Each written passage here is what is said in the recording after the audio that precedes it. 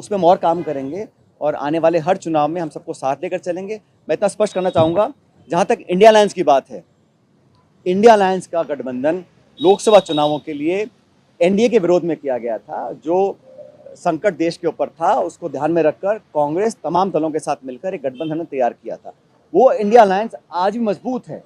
जिन मुद्दों के साथ हमने उसका निर्माण किया था वो आज भी मौजूद है। कांग्रेस पार्टी और इंडिया अलायंस की जो एक हमारा इकट्ठा आना था, वो मुद्दे आज भी मौजूद हैं और इंडिया अलायंस मजबूती से आगे काम करता रहेगा। सिर्फ अलायंस में अलग अलग दल होते हैं। हर राज्य में कहीं उपचुनाव है, कहीं राज्य के चुनाव हैं, तो राज्य की स्थिति को देखते हुए अलग अलग पार्टी निर्णय करती हैं।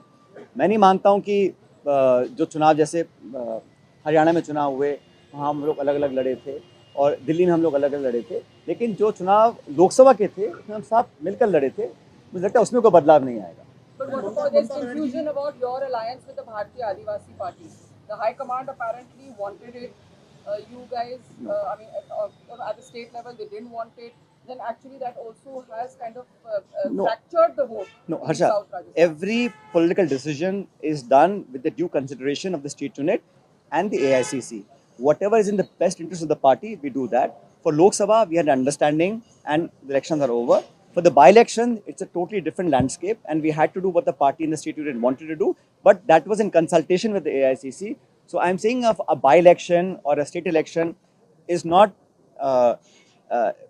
in the same purview as the India Alliance for the national elections. लेकिन भविष्य में जो भी निर्णय लिया जाएगा वो अलग अलग दलों के साथ बैठकर लिया जाएगा। लेकिन मैं फिर कहना चाहता हूँ, इंडिया अलायंस का जो गठबंधन था मजबूत है और मजबूत रहेगा। So what about Hanuman Beniwal? What's the party stand on that? मैंने कहा ना, बाई इलेक्शन में हम लोग अलग अलग लड़े थे, लेकिन जो हम चुनाव लड़े थे तो साथ ही लड़े थे। उसका परिणाम यह है कि भाजपा 11 जगहों पे चुनाव हारी थी, तो वो मजबूती का परिचय हम लोगों ने दिया था। और लोकसभा चुनाव में जब भी चुनाव होंगे हम सब मिलकर चर्चा करेंगे कैसे करना है।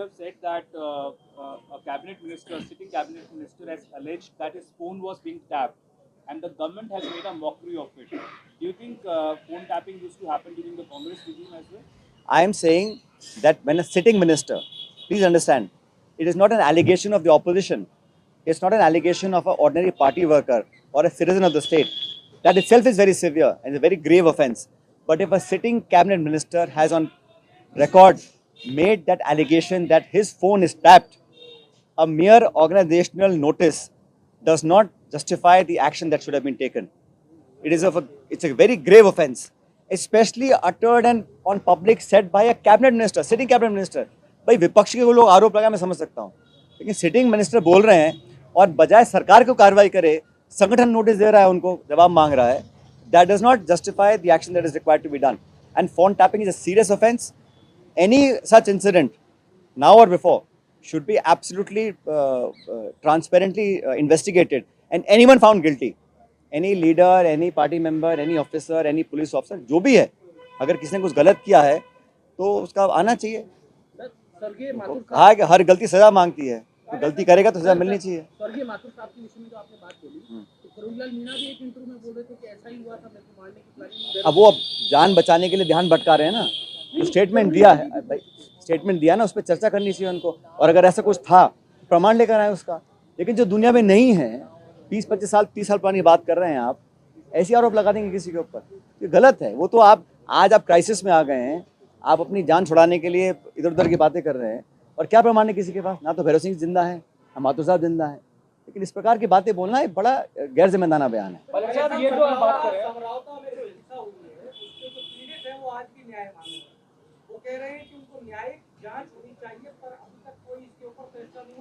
सरकार ने पहले ये कहा था, सरकार के मंत्री ने कहा था कि न्याय जांच होनी चाहिए। मैंने भी मांग की थी। अगले दिन कहा था कि वहाँ पर जो एट्रॉसिटीज़ हुई हैं उसकी न्यायिक जांच हो। प्रशासनिक या पुलिस की जांच से सच्चाई सामने नहीं आएगी। न्यायिक जांच नहीं कराई, इसका मतलब है सरकार नहीं चाहती कि वह न्याय हो। अगर किसी के साथ गलत हुआ है, घरों में घुसे हैं, लोगों को मारा है, उनके सामान जला दिए, सब कुछ किया है, दिन छिपने के बाद किया है, जब जांच ही नहीं हो रही है तो न्याय कैसे मिलेगा? और सरकार की कोई मंशा न्याय देने की है भी नहीं।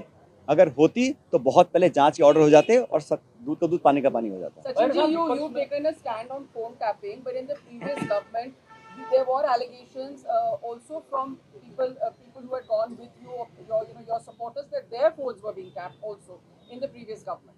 From what I understand, Harsha, that matter is under it's sub judice right now. There is a matter going on. So truth will prevail. जो भी सच्चाई सामने आएगी. मैं तो इन प्रिंसिपल बता रहा हूँ आपको, फोन टैपिंग को छोटा मोटा मुद्दा नहीं है. और विशेष रूप से जब सिटिंग मंत्री खुद कह रहे हैं मेरा फोन टैप हो रहा है, भाई कांग्रेस के लोग बोले तो आप कहोगे पॉलिटिकली मोटिवेटेड है. इस पे क्या बोलिएगा सर, आप सरकार? कैबिनेट मिनिस्टर की बात कर रहे हैं. पूर्व मुख्यमंत्री के एक्स ओएसडी ने आरोप लगाया है कि उस समय में फोन टैपिंग हुई थी, उनको दी गई थी रिकॉर्डिंग. आप अपनी सरकार के बारे में क्या कहेंगे? आपका सवाल क्या है बताओ? आप अपनी सरकार के बारे में क्या कहेंगे? जांच चली रही है, पता पड़ जाएगा क्या सच है क्या झूठ है. सर एक ऐसा ही भर्ती वाला कल हाईकोर्ट ने तर्क टिप्पणी की थी और सरकार से भी जवाब मांगा कि आपका रोड मैप क्या क्या चाहते हैं आप? अब यार जब कोर्ट को इंटरवीन करना पड़ रहा है हर मुद्दे पर, भर्ती पर, आरपीएससी पर, सरकार कर क्या रही है?